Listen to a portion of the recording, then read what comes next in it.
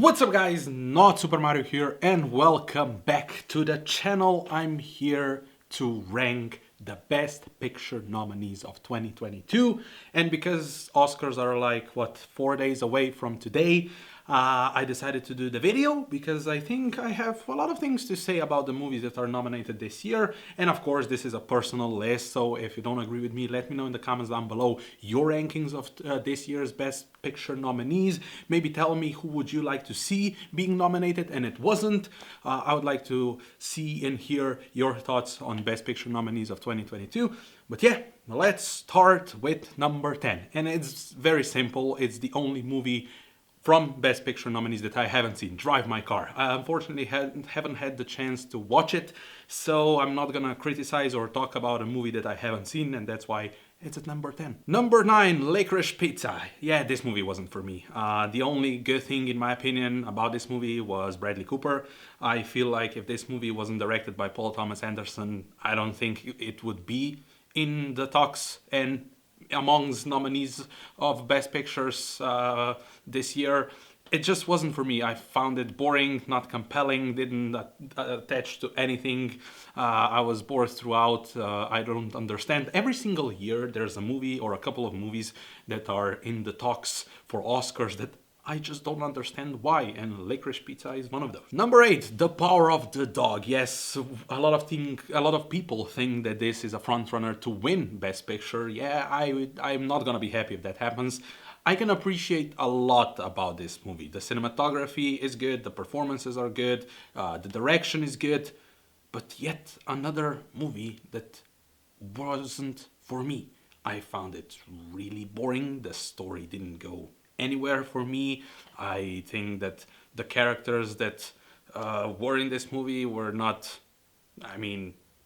emotionally enough investive, or it didn't invest me, this movie. I found it really boring and it didn't move at all. I can appreciate cinematography, like I said, even the score is pretty good. The performances, I think Benedict Cumberbatch does an amazing job with what he got, but it didn't help me enjoy this movie. I honestly did not enjoy it. I forced myself to watch it the second time. I was like, you know what? I'm gonna give this movie another chance. Maybe the second viewing is gonna help me appreciate it more, maybe even like it more.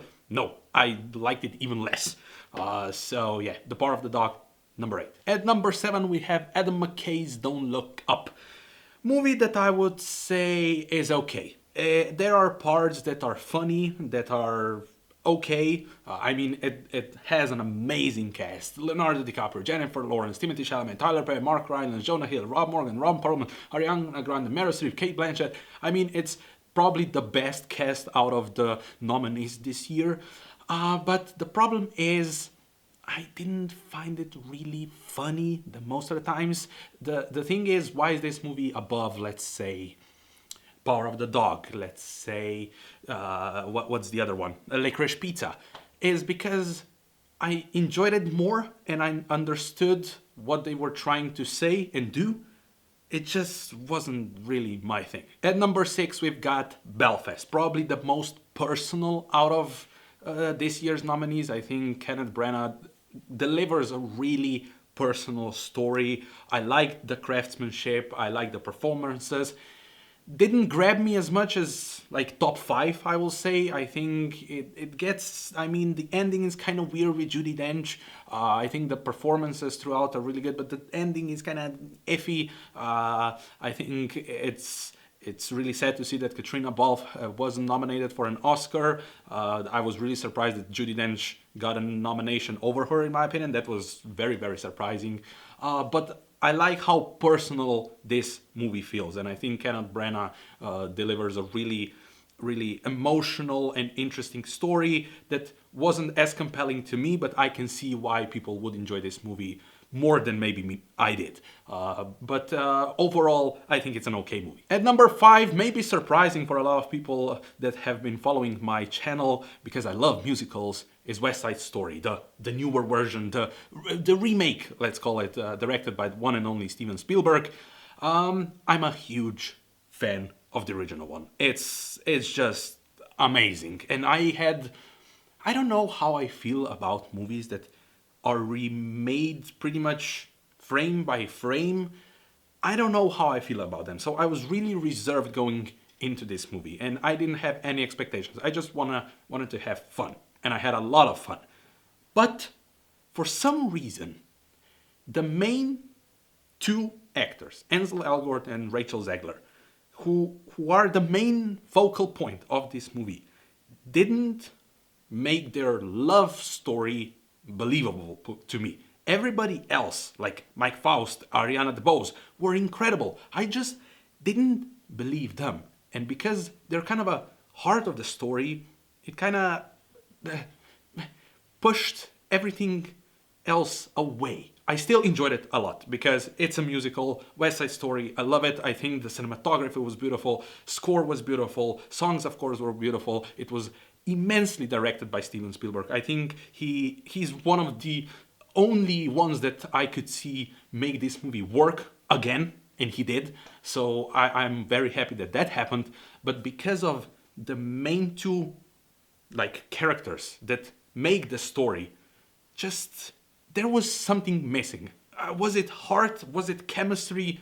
I don't know. I honestly don't know. I've seen this movie 3 times already, and I'm always searching for something more. But because there are other movies that enjoyed less, this one is still in my top 5. I think there's a lot to love in this movie, just not the main two characters. Not as much as maybe I should. Number 4, Nightmare Alley. Guillermo del Toro's amazing movie. I don't know why a lot of people are not as big of fans of this movie as I am, because I think it's gorgeously looking, it's amazingly directed, it's amazingly acted. I think the story is phenomenal. I think like the craft is so beautiful. I mean, really incredible. From the beginning till the end, I was so invested, so happy that I've seen this movie in the theater because it has to be seen on the big screen. I loved it. I absolutely loved it. I'm sad that there's not more recognition for this movie.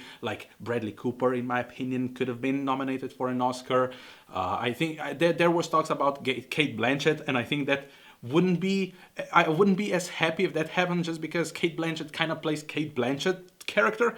I didn't mind it for this movie, but I don't think she would be as much of deserving of an Oscar nomination as other actresses were. But I believe this movie is phenomenal. I think this noir, greedy detective story with twists and turns, and I loved it. I really love this movie from top to the end. Guillermo del Toro delivers another masterpiece, and that's why it's on at number 4. Number 3, Dune.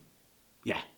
I mean, what can I say? This movie is beautifully looking, beautifully acted, beautifully directed. The cast is phenomenal. Why is not higher on my list is because it doesn't feel like a whole movie. Because everybody knows we are getting more. And it ends in a way that you want the second part immediately. And for that reason, it's not higher. But this movie has to be commended for pretty much every single aspect of the movie. It's beautifully shot. The cinematography, incredible. The score, amazing. Acting, impeccable.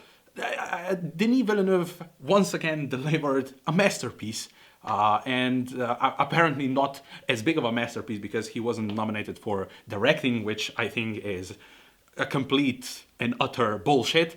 But who am I to tell you? Or am I the Academy? Maybe I will be in a video coming soon where I'm gonna be the Academy and tell you who should be nominated. But yeah, Dune, phenomenal. Cannot wait for the second part coming out next year, if I remember correctly. Hopefully. And I cannot wait to see where this story continues because I haven't read the books. But yeah, Dune, unbelievable. At number 2, I've got King Richard. I mean, I wasn't surprised how much I love this movie. Why? I love tennis. I'm a huge tennis fan. I play tennis on a regular. So I was already pumped and hyped for this movie before even the movie existed. And I mean, it's awesome. It is 2 hours and 30 minutes of pure awesomeness, heart, incredible performances, incredible writing, incredible directing. Will Smith is gonna get the Oscar for his role as King Richard. But there is not enough said about the girls who played Serena and Venus. Ingenue Ellis, incredible performance as well. She has been nominated for an Oscar. I think she's not gonna get it, but deserving of a nomination. I mean, yeah, I absolutely love this movie. Seen it 5 times already, and I cannot get enough of it. I think it's a beautiful story. It's beautifully told, and everything about it I just love. And of course, at number 1, Coda. I love this movie. I absolutely adore this movie. It is the only movie that I actually cried when I watched it for the first time.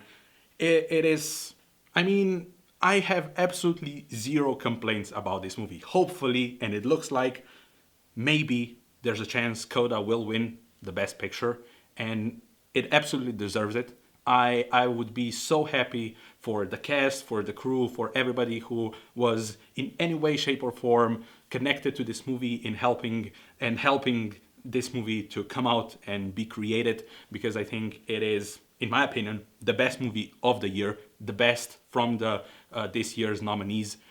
So yeah, I was blown away. I'm always blown away. I'm always crying.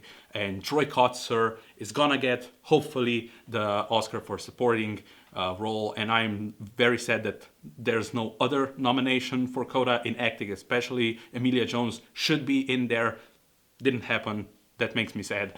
But overall, everything about this movie is just pure perfection. No movie is perfect, but if you think about the movie, at least in my opinion right now, this is as close as it gets. So this was my ranking of 2022 Best Picture nominees. Let me know in the comments down below what kind of list or ranking do you have. I want to know your rankings of this year's Best Picture nominees. I would really like to know which one in your opinion was the best, which one was the worst, which one should be on the at the nominees and it isn't. Let me know everything in the comments down below. Hopefully you enjoyed this video. If you did, leave a like, hit the subscribe button, share this video all over the place, click the bell icon to get notified when I upload. I'm gonna make a few videos about Oscars. I'm gonna do my predictions. I'm gonna do if I was the Academy in the next few days, and hopefully on Sunday, if I have time, I'm trying and doing everything that I have time, I'm gonna be live streaming watch along for the Oscars,